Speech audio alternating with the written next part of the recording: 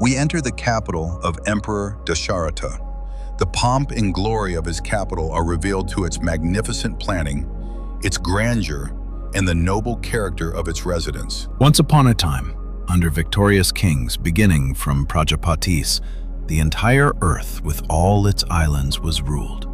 Among those kings was the great king Sagara, renowned for deepening the oceans.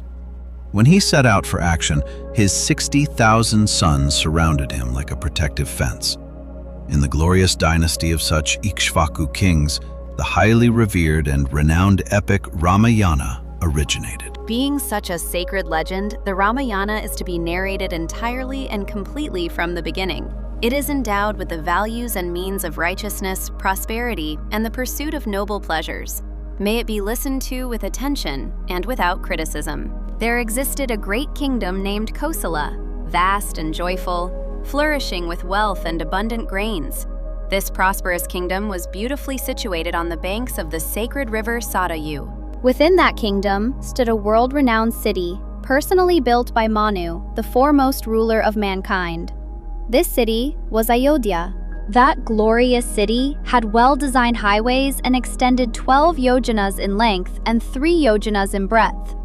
The city shone with magnificent royal roads that were regularly sprinkled with water and decorated with scattered flowers. King Dasharatha, the great ruler and protector of the kingdom, made this splendid city his abode.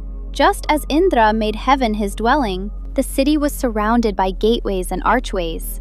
The courtyards of buildings were beautifully arranged. Ayodhya housed many kinds of machinery, weaponry, skilled craftsmen, and artisans. In such a magnificent city lived King Dasharatha. The prosperous city of Ayodhya was filled with eulogists and singers who praised the king. It was adorned with strong bastions, flags, and powerful defensive structures. The city was also home to dancers and theatrical performers. Gardens and groves of mango trees surrounded it, while its wide fort walls encircled the city like a protective ornament. Ayodhya was difficult for enemies to invade because of its deep and impassable moats. The city was abundant with horses, camels, cows, and donkeys. Provincial kings frequently came to Ayodhya to offer tribute. The city was radiant with residents from many lands and filled with merchants and traders. The buildings of Ayodhya were decorated with precious gems.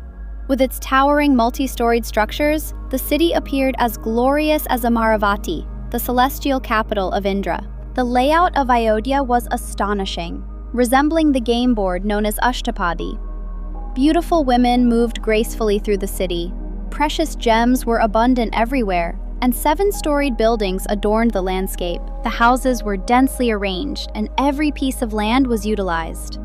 All structures stood on perfectly leveled ground.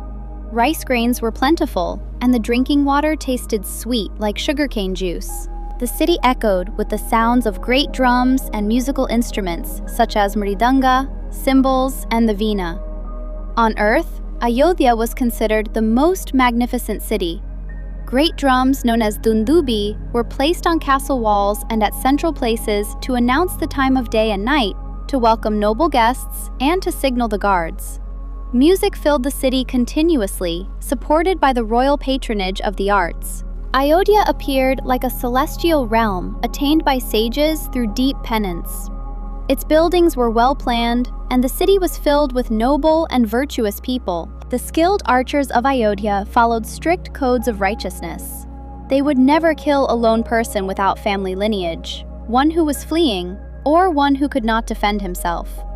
They also refrained from using sonic archery. In his youth, King Dasharatha once mistakenly killed the son of a hermit while hunting. The young boy was drawing water from a river, and the sound of the water filling the pot resembled the growl of a tiger. Mistaking it for a wild animal, Dasharatha shot an arrow and killed the boy. The grieving sage cursed Dasharatha that he too would die in sorrow due to separation from his son. This prophecy would later be fulfilled after the exile of Rama. The warriors of Ayodhya were powerful and fearless. They hunted lions, tigers, and wild boars with their sharp weapons, and sometimes even with the strength of their own arms. The city was filled with thousands of skilled archers and swift chariot warriors. In such a powerful and prosperous city lived King Dasharatha. Ayodhya was surrounded by learned Vedic scholars who constantly maintained sacred ritual fires. These Brahmins were masters of the Vedas and their 6 auxiliary disciplines. They were truthful, charitable, and lived lives similar to great sages. Such was the sacred and glorious city of Ayodhya, where King Dashavatha ruled with righteousness, prosperity, and adherence to Dharma.